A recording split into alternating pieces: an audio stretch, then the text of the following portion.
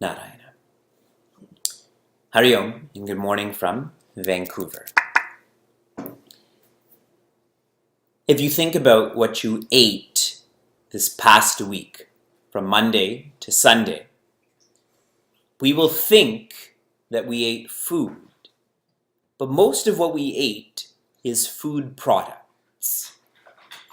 Cereal is not food. Cereal is processed. It is a food product. A granola bar is not nuts and grains. It is processed. It is a fruit product. Don't think fruit roll-ups are actual strawberries and on and on and on. Those are food products. In the same way, all that we tend to study, all that we tend to think about, we all know about God. But we don't know God. About God is that processing. About God is this intellectual connection to God, but it's still about. And through our Vedanta and Ramayana course, we are trying to transcend this intellectual relationship with God to experiencing God. To take Ramayana from a katha is an episode that happened historically, to Vedanta, for this to be known as my path, to be known as my being. Remember, food and food products, God and about God. If you can think about what tires you the most, it is not jogging, it is not driving, it is not one's relative. What tires us the most is selfishness. When we are thinking, speaking, acting selfishly, our potential is rarely released and we just get tired. And an expression of this is when we act selfishly. I go to work for a check. I interact with people for what I can get. There's not a lot of power that's released there. I get tired. And another expression of this is I may be doing God's work. I may be serving Bhagwan, and I still think that I am the one serving Bhagwan. I am helping God's work. That also leads to one being tired. And we studied in the end of Sundarakanda, where Jambavan is reminding Hanumanji and all of the beings there, this is Bhagwan Rama's kaja. This is God's work, and this will also be Bhagwan Rama's shrama. This will be accomplished by Bhagwan's efforts. Who are you and I? All our responsibility is to remember and to practice the way that Bhagwan lived, Bhagwan taught. And this leads us to the completion of 2/3 of our ayana. We've now studied 2/3 of Ramayana. We should feel 2/3 of the way towards enlightenment. Yes? In a year and a half, we got to 2/3 towards enlightenment. See how efficient this course is? And with this, we now continue with the last third. And we are on Sundarakanda. As a review, what was the name of the first chapter? Balakanda. The second, Ayodhya Kanda. Third, Aranya Kanda. And the fourth, Kishkinda Kanda. Do you notice a difference in how this Kanda is labeled or named? This is the only Kanda that is an adjective. Sundara. This whole chapter is called beautiful. And the reason why this chapter is called Sundarakanda is because there's no sadness.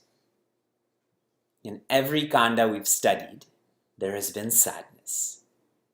Whether leaving Ayodhya or Mother Sita being kidnapped and on and on and on. But in this Kanda, there is no sadness, there is only hope. And this chapter focuses on Hanumanji, who's a symbol of hope. How he brings hope to Mother Sita when she has thoughts of giving up her body. How Hanumanji brings hope to Vibhishana that he thinks his life is stuck in Lanka with Ravana. There is no sadness, there is only hope. And so much hope that in this chapter, even enemies become friends. This is an amazing part of these teachings, because for us, an enemy is an enemy forever. But in this chapter, we see that enemies can evolve to become friends. And don't spin it the other way, that friends can devolve to become enemies. That's not hope. That's hopelessness. Sundarakanda is associated with which city? We have the 7 Moksha Dwara Nagaris. Yes? There are 7 cities where one is entitled to being enlightened. And the last chapter we just studied was associated with Kashi, that is Varanasi. This chapter is associated with Kanchi. Kanchi is a divine city near Chennai. How many of you been to Kanchi before? Okay, not too many people. You should make it a point to go to Kanchi when you're in Bharat. Most of you are from Bangalore, so it's so close for you to get to Kanchi. Kanchi has 2 important devatas, 2 important deities, and that is Bhagwan Shiva and Bhagwan Vishnu. And why this chapter is associated with Kanchi is because the first half of this chapter focuses on Bhagwan Shiva's beauty, that is Hanumanji, yes? Hanumanji is the avatar of Bhagwan Shiva. The second half of this chapter focuses on Bhagwan Vishnu, and specifically how Vibhishana finds peace in Bhagwan Vishnu. That is what is beautiful. So associated with Kanchi. What is Sundara is surrender. In this chapter, you saw at the end of Kishkinda Kanda where all of these beings are thinking, I'm going to do Bhagwan's work. And so there is peacelessness. In this chapter, Hanumanji knows that this is Bhagwan's work, Bhagwan's effort, so he surrenders. And that's what Sundara. Vibhishana surrenders. We will study that in deep detail, Vibhishana Gita. He surrenders to God. As you keep hearing this word Sundara, you must integrate this with surrender. And the way that surrender looks in a most practical way is doing your best and leaving the rest. That is what surrender is. We had also studied surrender in Sri Rama Gita, where Sri Lakshmana asks Bhagwan Rama, what is bhakti? Do you remember the word for bhakti? Depends. Bhagwan Rama says, when one depends on Bhagwan, that is bhakti. You see how Hanumanji will depend on Bhagwan Rama. Vibhishana will depend on Bhagwan Rama. And at a metaphysical level, at a Vedantic level, Sundarakanda is an expression of the jiva surrendering to Brahman. When we find enlightenment, that is the only beauty, actually.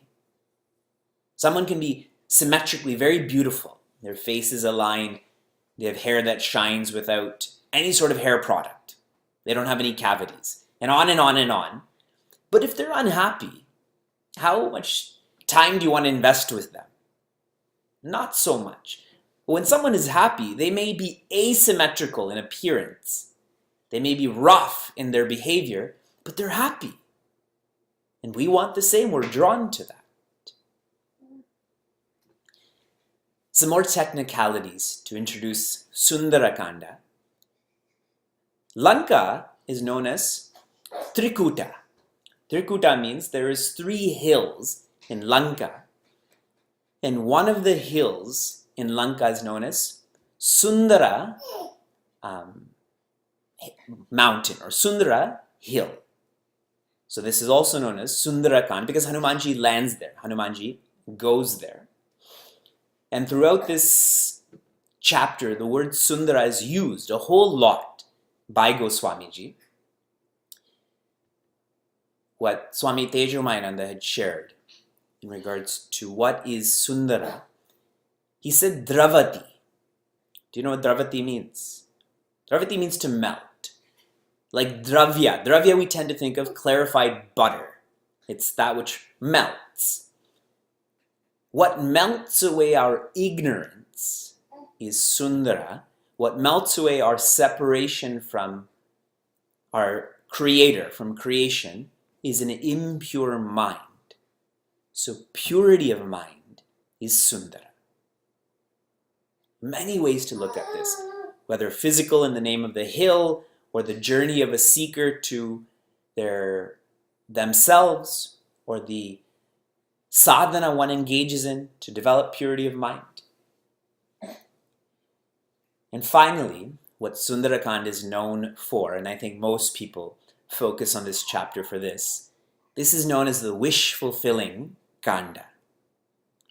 Hey, who cares about purity of mind and who cares about surrendering to Brahman? I want my daughter to get married. Chant Sundarakanda. I want to get this job. We should do Sundarakanda Parayana, correct? And people do this. They read Sundarakanda every day or every month they'll do this. And if you're doing this also, you should ask yourself, why are you doing this? Is it for purity of mind? Is it for enlightenment? Or is it for stuff? Pleasure, possession, position. The last chapter we studied, how many Mangala shlokas were there? Quickly, go back into your notes, you'll find out. There was 2. Because in the last chapter, it was Bhagwan Rama and Sri Lakshmana without Mother Sita. But in this kanda, there's 3 Mangala shlokas. Though Mother Sita is not brought back into this chapter, but they find Mother Sita. And them seeing her is enough, because they know if they see her, they will also save her. So there are 3 Mangala shlokas. And the most famous of these Mangala shlokas relates to Hanumanji. You all know this Mangala shloka. I will read this and explain this in brief. This is the 3rd Mangala shloka. Atulita baladamam hema shelabadeham tanujanavana krashanum jnaninam agraganyam sakala guna nidhanam vanaranam adhisham Raghupati priya bhaktam vata jatam namami. Namami, namama. The focus is not me. The focus is on Atulita baladamam, the abode of the most strength, the strongest of the strong. We're describing Hanumanji. He is Hema Shaila Abha Deham. His body is shining like a mountain of gold. Okay? So this first line is describing his physique. Danuja Vana Krashanum. He is a fire to the forest of demons. What would scare a forest the most would be a fire, correct? To these demons. Jnaninam agraganyam. When Hanumanji speaks to Mother Sita, speaks to Ravana, speaks to Vibhishana, he is most knowledgeable. Sakala guna nidhanam. Hanumanji could have saved Mother Sita, but he simply returns and follows what Bhagwan Rama asked of him. Hanumanji is most humble. And any value we have in our life becomes valueless without humility. But Hanumanji is humble, so all of his values are accentuated. Vanaranam adhisham. He is the Lord of the hearts of the monkeys. Now Hanumanji is not the king of the monkeys, but all of the monkeys, they didn't have Sugriva in their hearts, they had Hanumanji.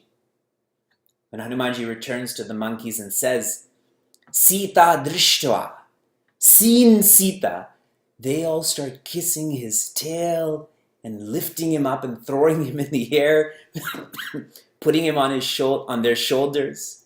There's so much celebration, utsaha. Raghupati Priya Bhaktam.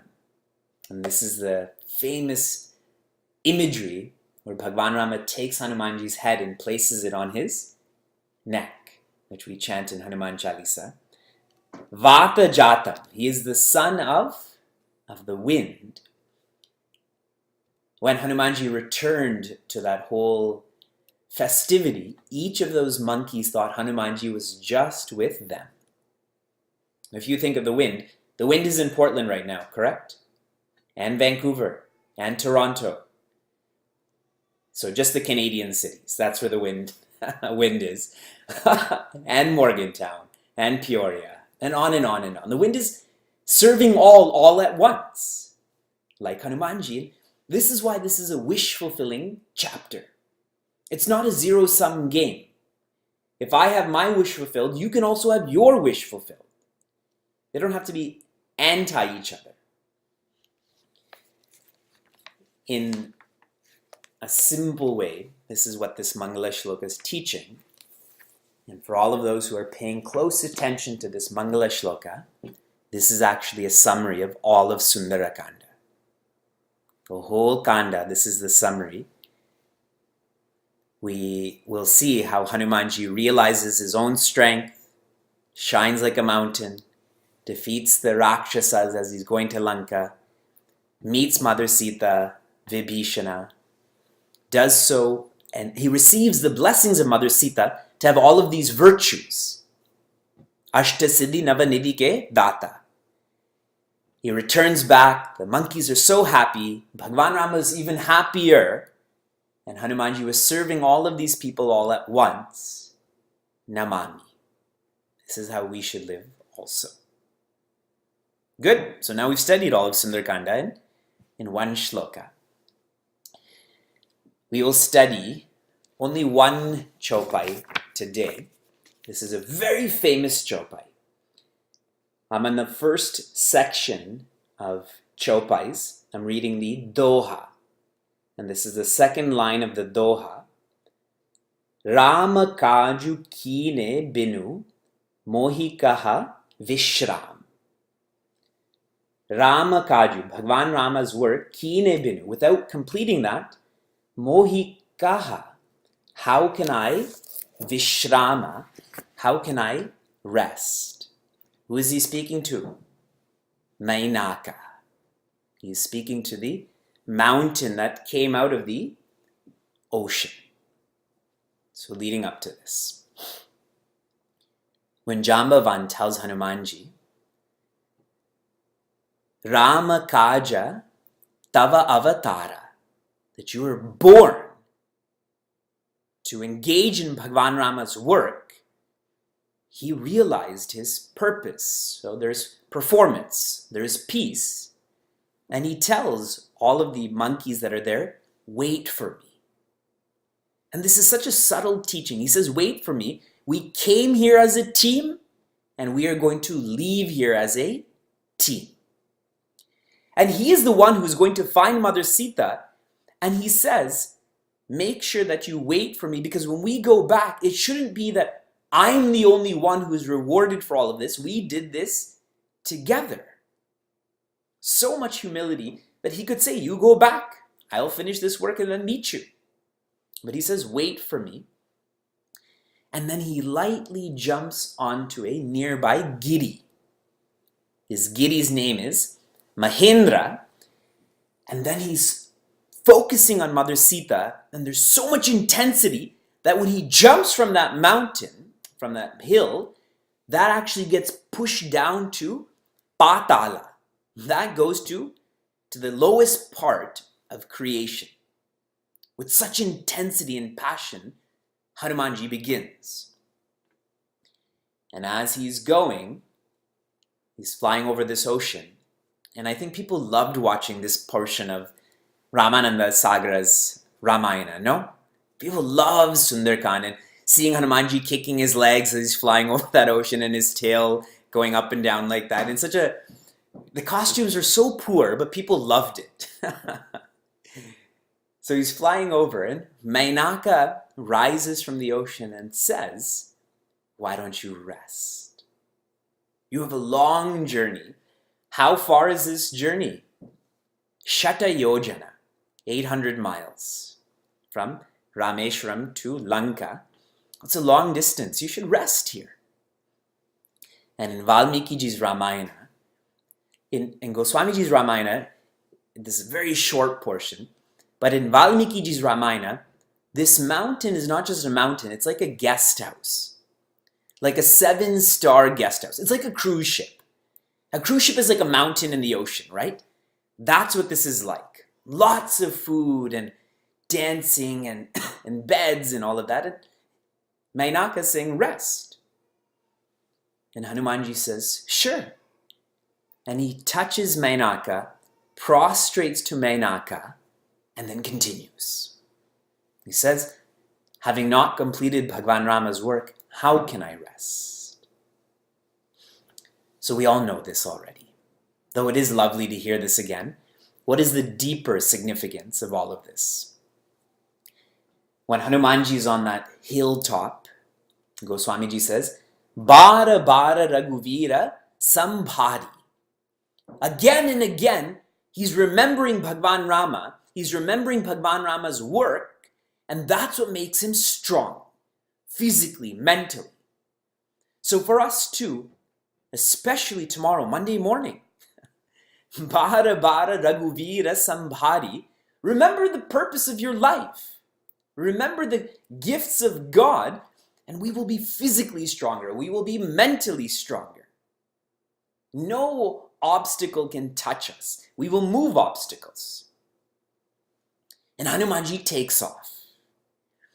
And Goswamiji uses a comparison here. He says Hanumanji is like an arrow. But now to see this full comparison, the archer is Bhagwan Rama. Got it? The archer is Bhagwan Rama. The bow is Mahendrachal. That hillock, that mountain that Hanumanji is on, is the bow. The arrow is Hanumanji. And some say the target is Lanka, but I like to think of the target as being Mother Sita.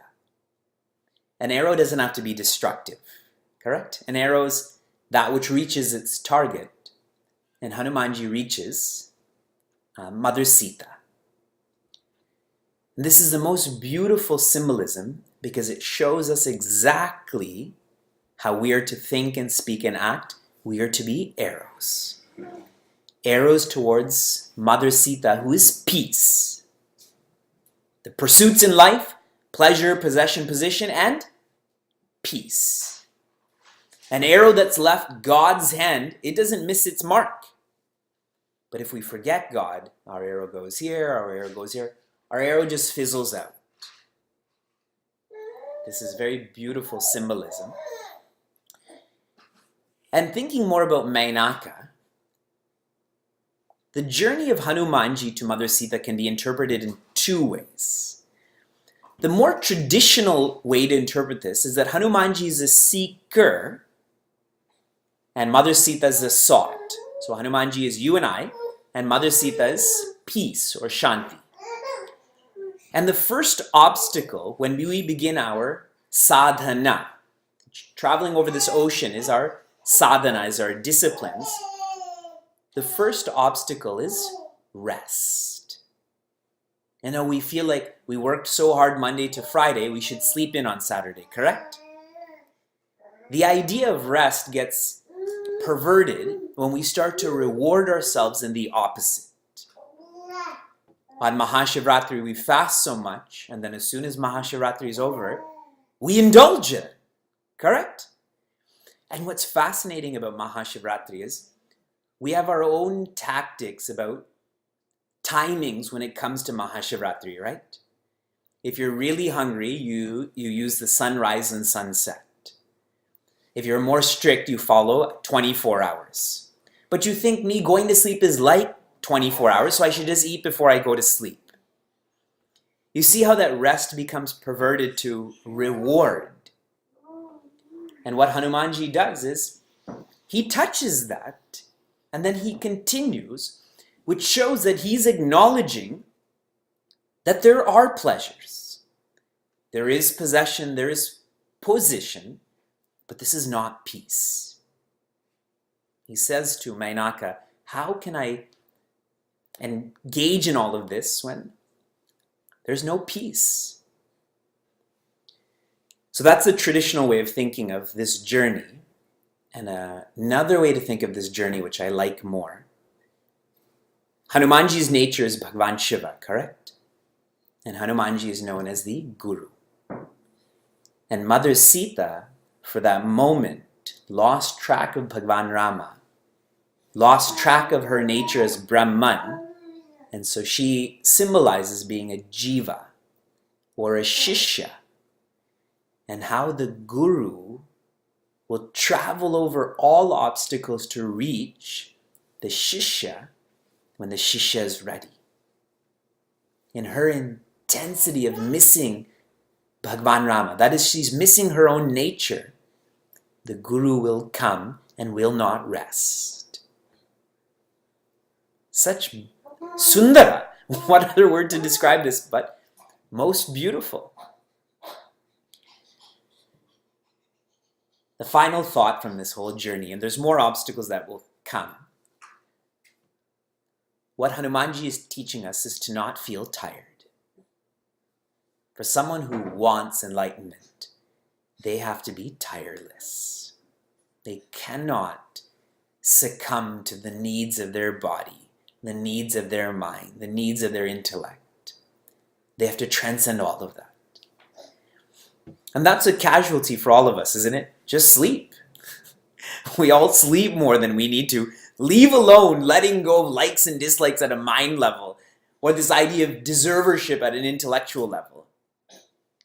Tireless.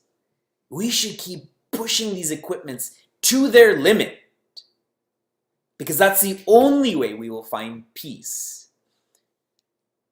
And we're fortunate that we have someone in the form of Goswamiji to wake us up that we should be stronger. And that strength will come from clarity, clarity of purpose.